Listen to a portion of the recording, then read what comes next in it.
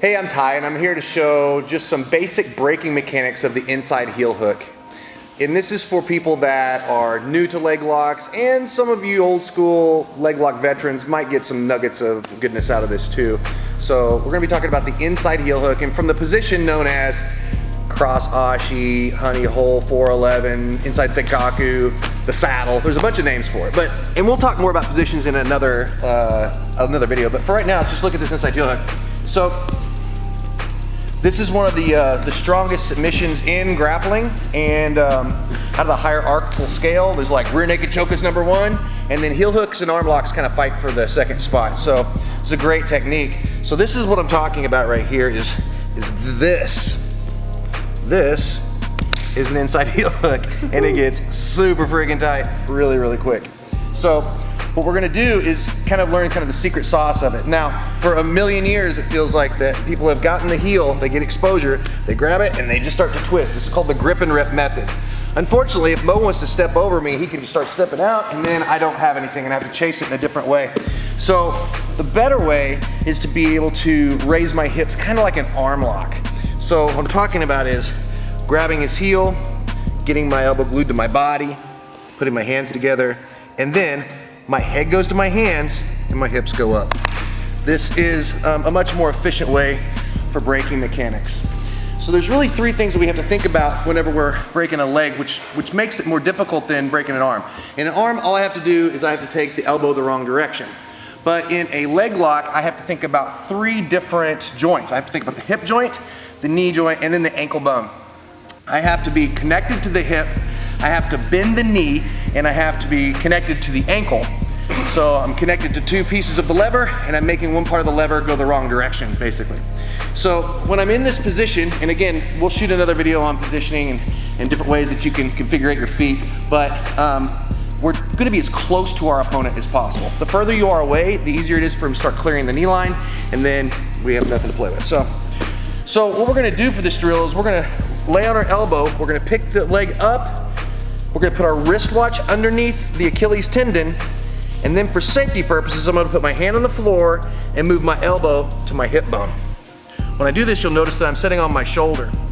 Now I can place my hands together, put my head down, and raise my hips. We have a really strong breaking mechanic right there. There are other ways to be able to catch the heel and all this stuff, but right now we're just talking breaking mechanics. And then let's talk about a few things that can go wrong. One of the things is, like, if I get the meaty part of my forearm on Mo's heel, he can start slipping the heel. Very easy to do. The other thing that can go wrong is if I have my palm turned face up.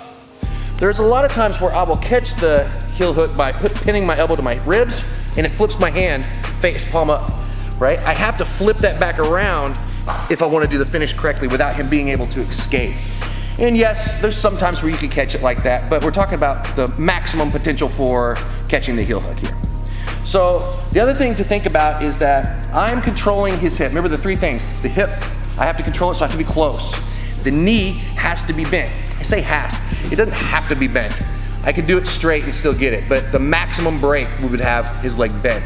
The more bent his leg is, the worse it is for him. So what I'm talking about is, like, straighten your leg for me. This, it's not to say that I can't get something to happen here, but if I have a good bend in his leg, it is way tighter, right? Would you agree? Oh yeah. So you want to have as much bend in their leg as possible, and that's by getting close to them and trying to pull your elbow to your hip bone. I think the biggest gold nugget or game-changing detail for me was pulling my elbow to my hip. If you don't, it will still work. You can still get heel hooks to work here, but if I put my elbow on my hip bone, it's just tighter, right? Mm-hmm.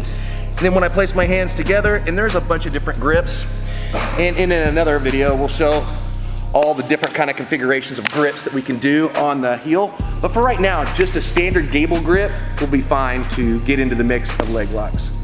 The reason a lot of people shy away from leg locks is two reasons. One, they're fearful of it because it's dangerous, and it is. And the other reason is it's just hard to learn mechanically. Like, you can't finish it, then your guard gets past and whatever. But I believe that understanding the heel hook and the breaking mechanics of it not only allows you to catch it, but allows you to catch it safely and escape it more safely. So again, last time, we're gonna place our elbow on the ground. We're gonna pick his foot up by the Achilles tendon and put my wristwatch right underneath his Achilles tendon or heel.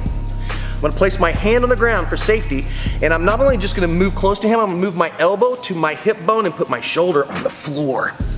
Now from here, I place my hands together, I start to put my head down, raise my butt up, and there we have breaking mechanics. So, I hope this helps. I am doing some seminars over this next year, 2024. I'm doing a leg lock seminar called The Dark Arts of Leg Locks, and I'm doing one on the Soul Stealer called Connection with Purpose.